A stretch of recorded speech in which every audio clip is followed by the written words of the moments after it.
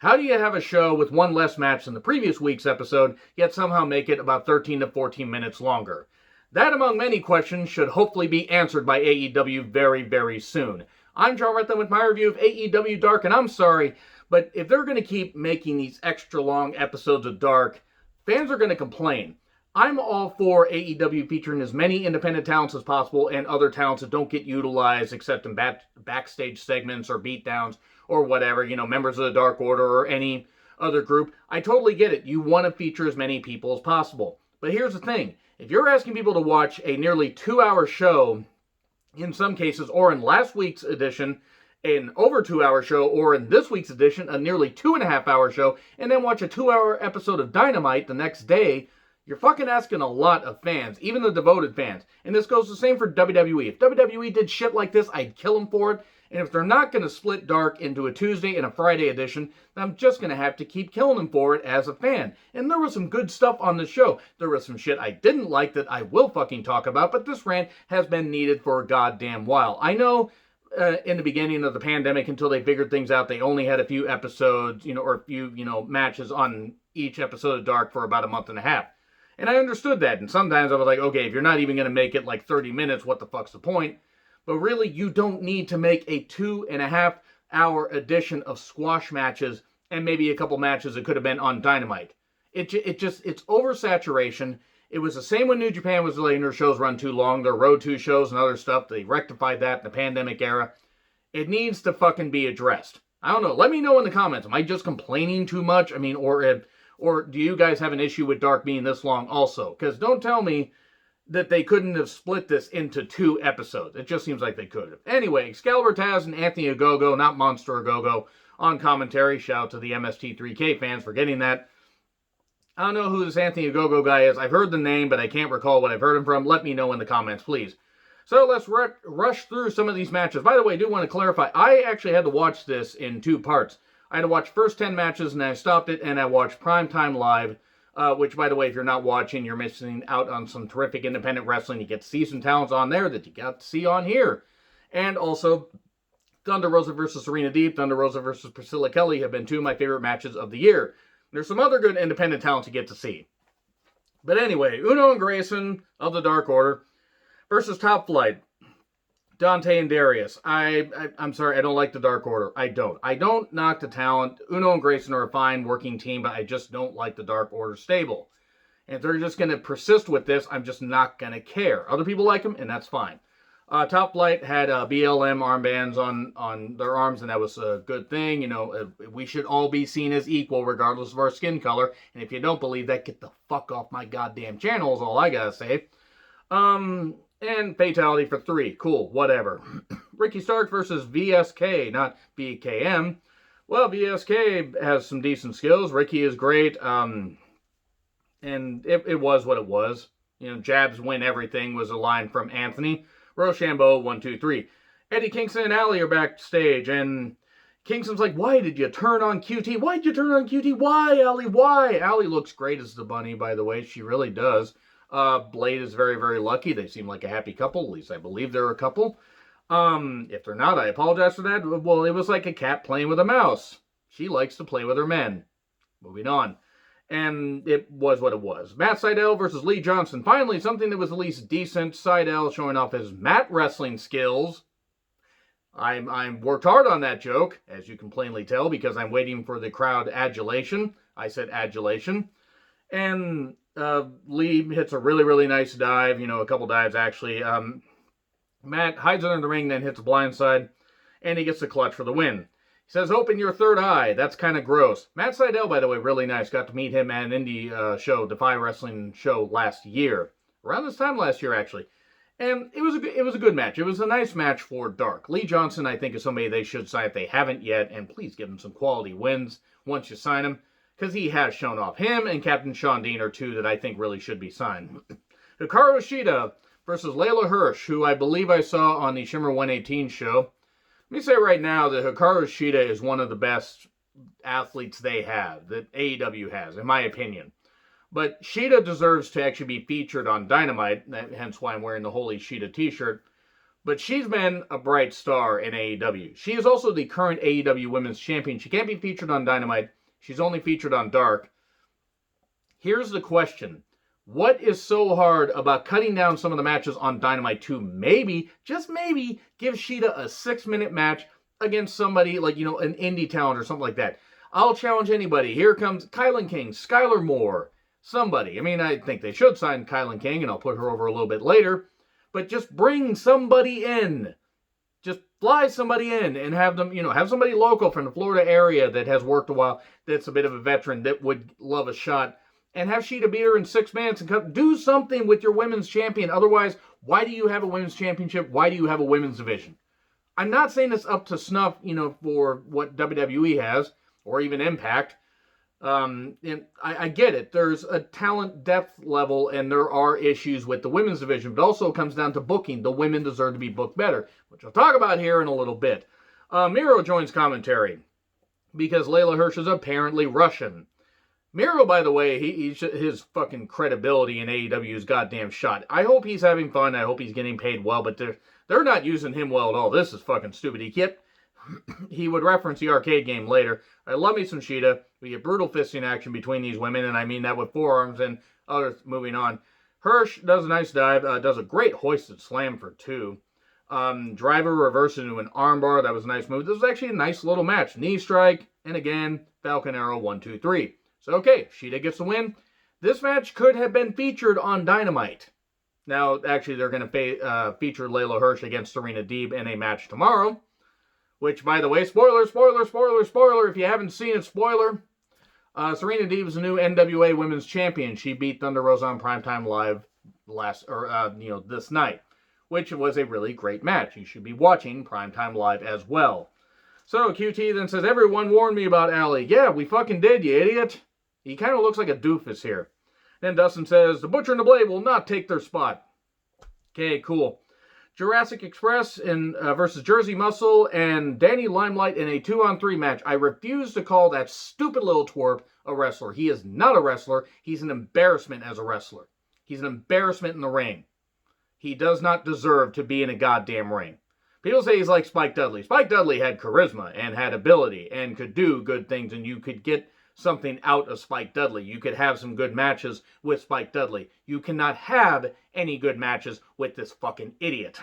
So, Danny has great potential. If he's not signed by a major wrestling promotion by next year and a champion in any said promotion by next year, I will be surprised. It's not that the guy shouldn't be able to call his own shots. He was on Primetime Live and did some really good shit and has done some great shit on New Japan Strong. He is definitely a bright star. Jungle Boy is also very good. Danny does some nice dives impressively. And then Danny Limelight gets pinned by Marco Stunt. Why do you insist on putting this fucking little twerp in the goddamn ring? I'm not saying that I could get in the ring, and I know the vast majority of fans that don't like Marco could not get in the ring and do stuff. I'm not saying that. There's a believability factor with wrestling. It's not believable whenever he's in the goddamn ring. It's insulting. And it's insulting regardless of the company. AEW's got a few people, Stunt, Janela, and a couple others they need to get from their goddamn company. Evil Lise in particular, because she's going to drag the women's division down because she's an unprofessional twat. But Marco should not be there. It's just, good God, wrestling. This company loses more credibility every time Stunt gets in the ring. And I love AEW and want it to succeed, but fucking Christ, they need to get this idiot out of the ring. So, the Hybrid 2, Jack Evans, and then Helico versus SCU members Christopher Daniels and Kazarian. Miro, you know all about getting heat elsewhere. Taz says, aha, Miro keeps talking about the arcade stuff, and Miro loses more credibility. There is having fun, and then there is making it a joke. In WWE, when they try to do fun, it's fucking stupid. AEW, when they try to do some fun, okay, sometimes they hit, sometimes they miss. And I don't get what they're doing with Miro. Action was good enough. Daniels got his knee focused on Spike DDT from Kazarian. Messy finish, roll up for 3, and SCU wins. Then Evans and Helico attack afterwards.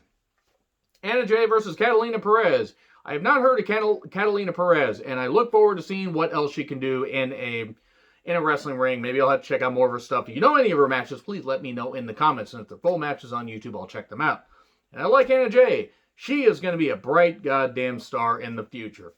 Once they get her away from the Dark Order, even though she's doing her best with it, Here's the thing, and by the way, if you're a Brandy Rhodes fan, you're going to want to fucking stop watching right now. Because let me tell you right now, I've had it with this ungrateful, this wannabe Stephanie McMahon twat. And I hate Stephanie McMahon. I hate her as a person. I hate her on screen. But at least she had some kind of charisma. Sure as fuck doesn't have it now. But Cody's nepotism project, Brandy Rhodes, joins commentary and proceeds. I nearly shut off and said, I will never watch Dark again. She nearly got me to stop watching this show. She is an absolute atrocity on the mic. She's an atrocity in the ring. I don't want her to get the racist or, or any kind of jokes like that or any kind of comments like that. The person does not deserve that. But let me tell you also right now about the person. She doesn't come across as great on social media. She apparently doesn't like when people comment on her lack of wrestling ability, her lack of charisma, her lack of mic skills. The fact that if she wasn't banging Cody, she wasn't married to Cody, she wouldn't be in the ring. She wouldn't be in the ring. Same with Triple H and Stephanie. Would he be running a lot of things in WWE? No, he fucking wouldn't. Nepotism plays a factor in a lot of things. And, for men, women, whatever, it doesn't matter. It doesn't matter what company. But goddamn it, there is no upside to having Brandy Rhodes, this stupid twat, in the goddamn ring or anywhere on a program. She brings down everything she's involved in. Every goddamn thing. She kept, getting upset at Catalina calling herself the Queen. The Queen, I don't actually know what. I actually don't remember where the fuck they said she was from. Not knocking her, but I don't remember. She kept doing that and then kept bringing up the Shot of Brandy segment where, if you didn't see this, Shot of Brandy, by the way, is where Brandy is in her kitchen, where I'm surprised she hasn't burned the goddamn thing down. She's a goddamn dumbass idiot. And it's on the mic, in the ring, probably burned the kitchen down and they had to rebuild the goddamn set. Man, I just love taking shots at Brandy for a shot of Brandy. But anyway, I think I needed a shot of Brandy. I don't even drink, and Brandy Rhodes drives me to fucking drink and hit myself in the goddamn head repeatedly, because then maybe I would find a way to, brain dead myself enough to actually enjoy anything that she provides on AEW commentary or on AEW programming. Brandy Rhodes is an embarrassment to women in wrestling. She's not just an embarrassment to women's wrestling. She's an embarrassment to women in wrestling. She is a reason why I would actually not want AEW to have a women's division, which is a shame because they have so many great talents. And Brandy Rhodes drags the goddamn thing down because she's fucking moronic. And she wouldn't be there if she wasn't banging Cody. Let's keep the racism shit out of there, by the way. I just want to say that right now for any of the people that want to say like that. Because there have been people that have done that on my videos, and I've had to block them. Let's be a little civil, except let's, just be clear. Brandy Rhodes should not be anywhere near wrestling. She shouldn't. She was a great ring announcer, because she was holding, no, not going to say it. Not going to say it. She was there just standing there like a goddamn statue, except statues have more personality. So, she then said, the Shot of Brandy segment, by the way, with Anna Jay and John Silver. Anna Jay, and one of the most scripted things ever. And let me just say this, you can have fun, you can do whatever. I don't care for the Dark Order. John Silver's not bad in the ring. None of them are really bad in the ring. But just they do this thing where Anna Jay tries to attack her, and John Silver's yelling World Star, way later than when it was cool. I don't actually ever think the World Star was ever cool, but, then again, I'm white, so I wouldn't think that. But that was fucking rotten. And then she says, I'm an idiot. So Brandy Rhodes finally admitting she's a fucking idiot and a fucking embarrassment to women. Maybe just women in general, but especially women in wrestling. She's tired of being picked on, so she creates AEW heels and everything. And if you like AEW heels, that's fine. I hope that you ladies have a safe space and you can have some fun. You can talk to the women, you can talk to other people, and that's great. But even if you switch it around and Cody was the one riding her coattails, if you will, I'd pick on Cody just the same. Cody ain't the goddamn savior of wrestling, even though he has some tendencies of his dad, including booking things, to an overbooked manner. Have you seen some of his title matches? But Brandy provides nothing good to this goddamn product. Nothing at all. She provided nothing good to WWE, and they got rid of her. And Cody took her with him, and what has she done? She's acted like she earned something. She hasn't earned fucking shit, and I'm embarrassed that Brandy Rhodes is in a goddamn wrestling company.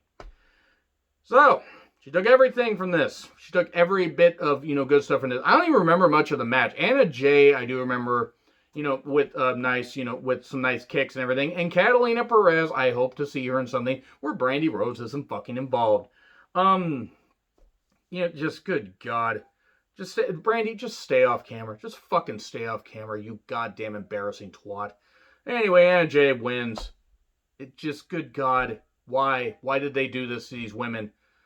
Leva Bates is out there, for this Peter Avalon, Brandon Cutler match. Leva looking quite good. Leva actually, does really good gaming stuff and everything. She's not great in the ring. She's just not. But you know what? She's great as a manager. And sometimes you realize that, and she could be very good as a manager. Somebody's mouthpiece. She actually does have some good ability on the mic. So, it's Avalon versus Cutler. No DQ, no countout. There must be a winner. This is a feud. Look, both these guys are talented. I didn't give a shit when they teamed up. I didn't give a shit when they were feuding, when they teamed up, and when this happened. It wasn't it was bad. I just didn't care about the feud.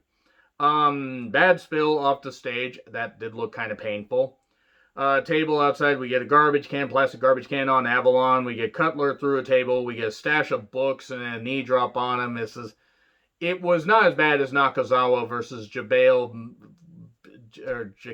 Bailey, Alex Jabali, I think that's what his fucking name is. It's a Nakazawa match. Thank God there was no Nakazawa match, or I might have shut it off after that Brandy Rhodes stuff. Can't stand Brandy Rhodes, if I mentioned that.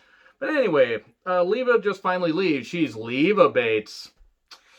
Yeah, I'm embarrassed by that too. So, we had a dice bump for two, the roll of the dice, if you will. No, this is not Reno from WCW 2000. And then Nux, when the back suplex is done, it looks like Avalon's going to win, but no. Sunset Flip, 1, 2, 3. The Bucks are out there to motivate Cutler, and Cutler finally gets a victory. He's 1-25-2. Cutler's got some good ability, and Avalon's a good heel. I just didn't care about this feud. Best friends with Orange Cassidy versus Max Caster and Anthony Bowens. I think it's Bowens. Yeah, Bowens actually has some good potential. He has a very good look. Caster can work the mic really well. And yeah, it's fitting that Chuck Taylor would be on the number 2 ranked team since he physically looks like shit. So strong 0 for 2. Or 3, rather. You know what? If that hadn't finished it, I might have just quit. And then Marvez talking to Scorpio Sky. His room is busted and thief is written in lipstick or something on the mirror. I know what you did last summer makes a comeback. Brian Cage with Ricky Starks, who joins commentary, versus Fuego del Sol, a mugging. And Fuego del Sol tries to get in some shots, and then Drill Claw. That gets countered, and then 2 Buckle Bombs and Weapon X for 3. Brian Cage, by the way, should not be, if he was tested in WWE, he'd fail every goddamn test. He's not the only one doing it, and you know what I'm talking about. But fucking hell, there is Juicy, and then there is what the fuck he's doing. That cannot be healthy. He's got to, lay off of some of that stuff, though. He's going to lose all his muscle mass if he does. Yeah, whatever. Brian Cage was also there. Ricky Starks is great on commentary. 10 of the Dark Order. Press 10, Vance. Aha, I actually can appreciate the wordplay. Versus Sean Maluda. Whatever. I resume Prime. This is actually the match where I stopped and I watched Primetime Live, and I still had 40 minutes left. Maluda actually has some potential. Clothesline in the back of the head, Northern Lariat, 1, 2, 3. Good old Robert Roode, or Bobby Roode move. And then him and Ellen Angels attack Maluda afterwards. Evilise and Diamante versus Kylan King and Savannah Evans. Not familiar with Savannah Evans. She's got some good size. Hopefully she's in with somebody better. And I don't mean... I love Kylan. I actually think Kylan has a tremendous upside. Diamante, whatever, she is what she is. Evilise I just can't stand. Evilise just seems so unprofessional and a goddamn bitch. But anyway, Code Red 1, 2, 3. Kylan King should be signed. And bring Evans back. I'd like to see what more she can do. Aaron Solo versus Sonny Kiss. Solo has some good heel facials. Sonny is a very good athlete. Split leg drop for 3. I'm just rushing through some of these because they don't really mean anything. Archer then attacks both men. Roberts sounds rougher than Linda Blair in The Exorcist, and Archer says he will go on a rampage of biblical proportions. Will Hobbs versus Nick Comoroto. Como. Anyway, he was the one that faced Darby Allin with the big old afro and everything. Nick, not Darby. It'd be weird if Darby had an afro. Probably would put him over to the side. And I love Darby, but that would probably weigh his head off. Moving on. Big men colliding. Frog splash from Will Hobbs for 3. Nick Comoroto actually has a good upside as well. I'm intrigued to see what else he can do, and Will Hobbs is a star in the making. Darby Allin versus Alex Chamberlain. Starks and Taz got to be a bit much here on commentary, and Alex slips and hurts his knee, but he was faking it. Maybe he wasn't faking it, because he kind of was selling it a little bit later. And then coffin drop to the ropes, stunner, coffin drop of 3.